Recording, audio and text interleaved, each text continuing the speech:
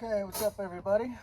So this is a video to explain the song Irresistible Force by Jane's Addiction. Simply because it's in 4/4 and it's it's a 16th note rhythm, okay, but it's almost 3/4, but not exactly. Like part of the pattern is like you have an accent pattern every 3 notes, and then it balances out to 4 and 1 at the end of it, because you have 1 E and up to E and a 4 and 1.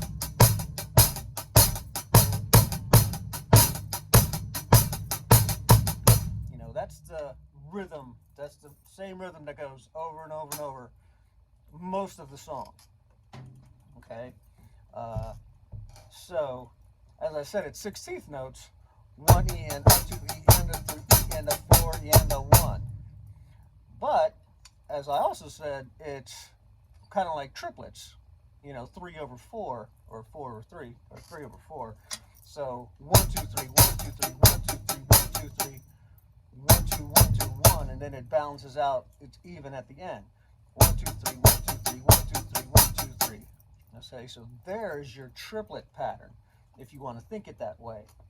All right, so ways to get used to doing that is, number one, count 16th notes, but play an accent every 3 notes. 1 E and up to E and a 3 E and a 4 E and a 1 E and a 2 E and a 3 E and a 4 E and a 1 E and a 2 E and a 3 E and a 4 E and a 1. You know, if you did that, I think for 4 measures, you'll eventually come back at 1. So 1 E and up to E and a 3 E and a 4 E and a 1 E and a 2 E and a 3 E and a 4 E and a 1. Nope. 1 E and up to E and a 3 4 E and a 1 E and a 2 E and a 3 E and a 4 E and a 1 E and a 2 E and a 3 E and a 4 E and a 1. Yeah, so 4 measures of 4/4, 16th notes, you'll eventually come back to beat 1 with an accent on beat 1. All right. So, but that's pretty tough to do, because 16th notes at a certain tempo become a tongue twister when you're counting out loud. All right, so you don't want to do that at too fast of a tempo. So maybe you want to start that around 60 to 65 beats per minute.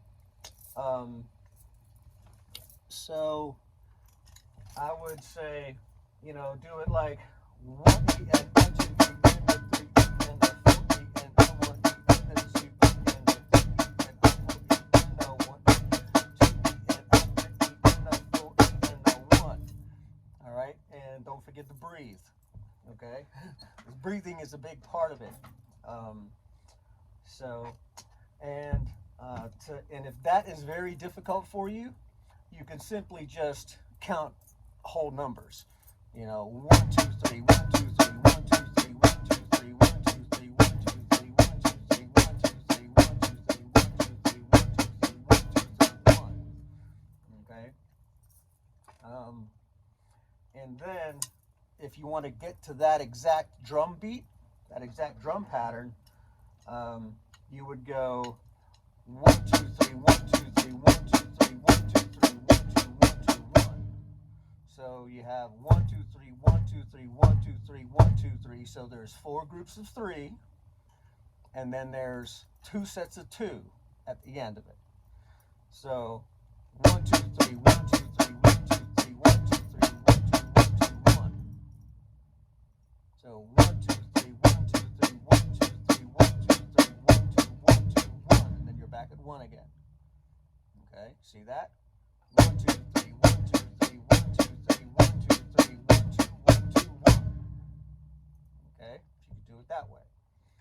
All right, and it's mostly played on the rims. So you have 1 2 3.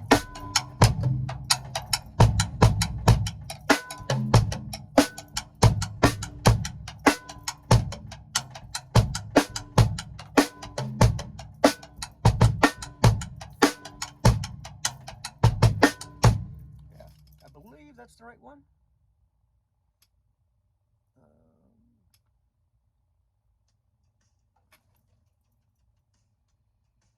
Turn this up.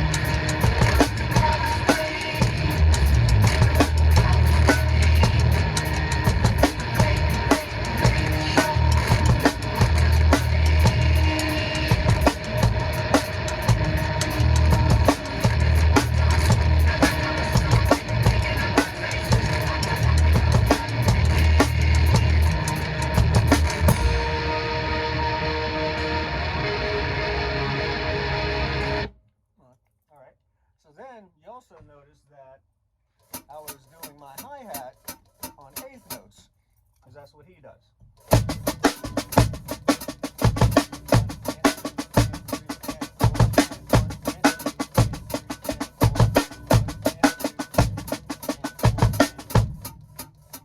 Okay, now, so when I do hi-hat, eighth notes on my hi-hat, I like to keep my heel up. It's better to keep your heel up and just kind of work on off the ball of your foot and just kind of bounce off of that, off of your footboard, your foot plate. Okay. Well, the footboard. And just work off the spring and the flexibility of the hi-hat cymbals. It takes some getting used to, because you usually just do 2 and 4, 1, 2, 3, 4, 1, 2, 3, 4. Mostly everybody's used to that, and some of you advanced players are used to doing quarter notes. 1,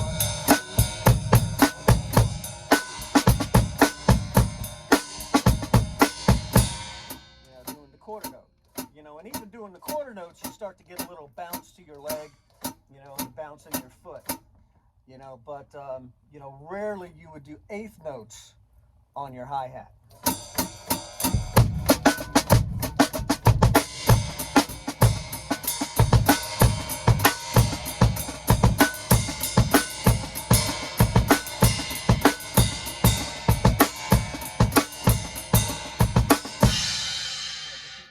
How it adds,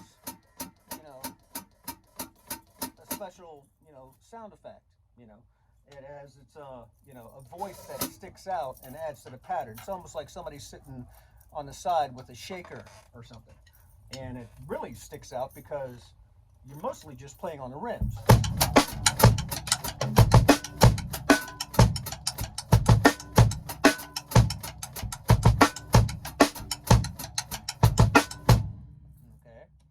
So a couple ways you can go about developing that.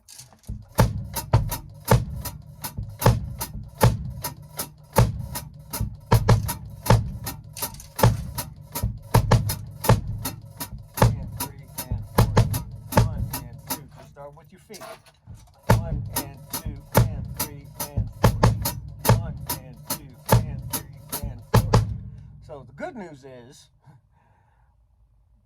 when both feet go down at the same time on the bass drum pattern, okay? So, because you play 1, okay, and then the end of 2, so you're going down there at the same time, and then 4E. 4E is a little tricky, but not really. because you're just pushing off of that beat 4, and you're doing that double of that extra 16th note with your right foot. 40, 40 and. So that's really the only thing that takes a little bit of work. 40 and. 40 and. 40 and. 40 and. And if you just focus on the counting, you should get it in a few minutes. And. One and two and three and one and two and three and one and two and three and one and two and three and okay. And let's see. Then for the hands, 1 and 3 and 4 and 1 and 3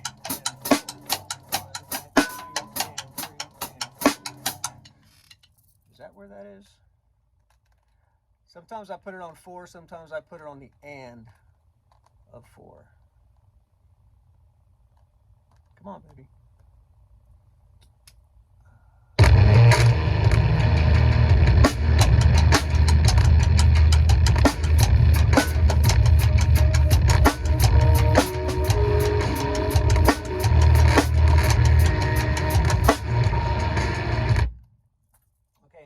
Sometimes he plays an extra snare drum note.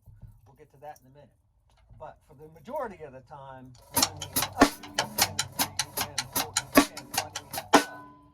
so that first one, that first left, it comes in between the hi-hat notes.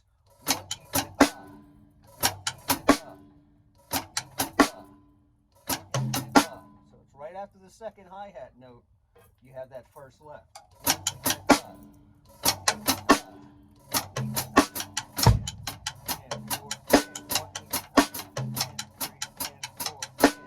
And all the rights are with the hi-hat on a downbeat. 1, 2, and 3, and 4, and 1, and 2, and 3, and 4, and. All right, so the only tricky one, so you have 2 tricky ones in that whole measure, okay? The first left, which is after the second hi-hat note, 1 and then the and on your feet. 1, 1, 2, and 3,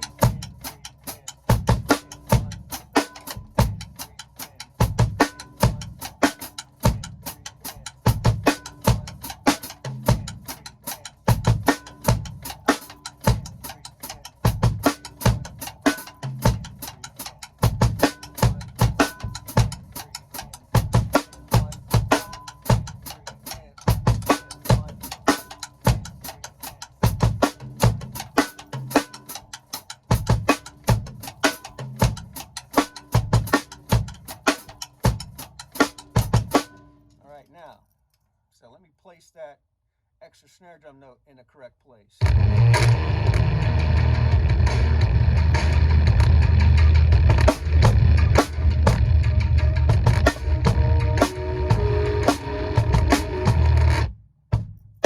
All right, so it's right with the 3. 1 and 2 and the 3 and the 4.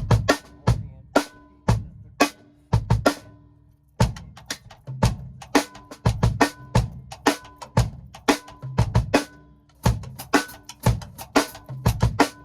So it's another left.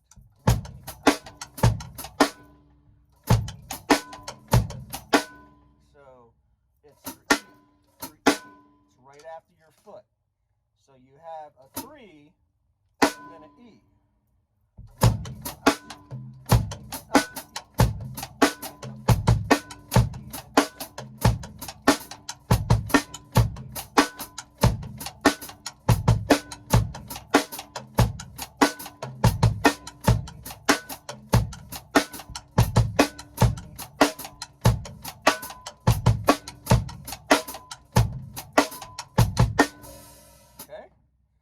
Now, so that takes care of all of that.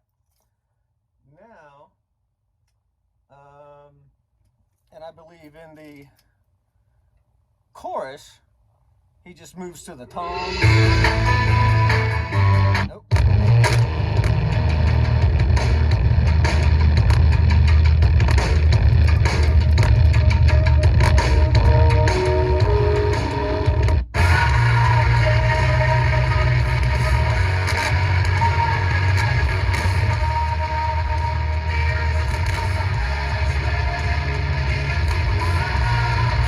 So he's still playing on the rims, which is amazing. He's beating the crap out of his rims. Then there's a part where he goes to the ride. So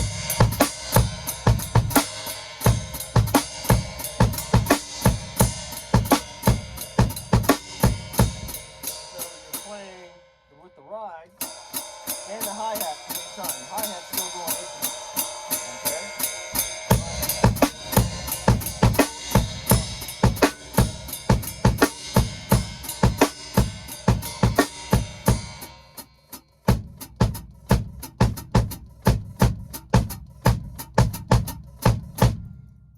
So, let me make sure.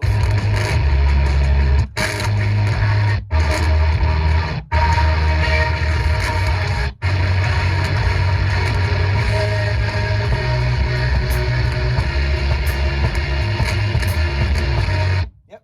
So, 1, 2, and E, So, you know, E's and U's are in between the eighth notes, correct? Correct. So your feet are going to be going right, left, right, left, right, left. All right. E,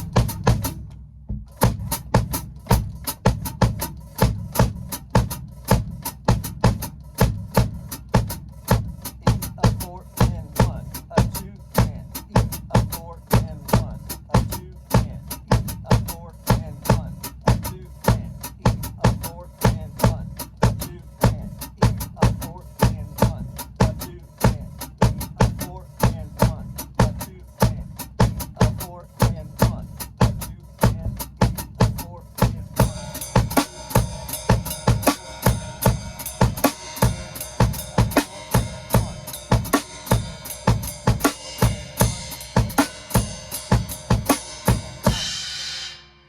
Okay? You could get away with just doing it on quarter notes.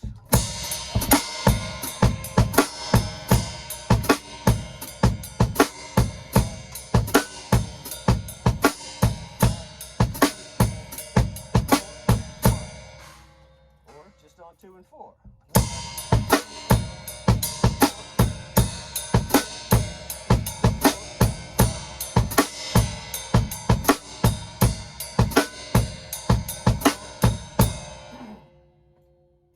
You know, but because your ride cymbal is taking over the eighth notes, and as loud as your ride cymbal is going to be, you're barely going to hear the hi-hat. So, kind of like drummer's choice. You know, you could use that section to give your left foot a rest, you know, but that's about it. And then, you know, beyond that, it's just a matter of, you know, how well you do with picking up the triplet accent pattern, you know.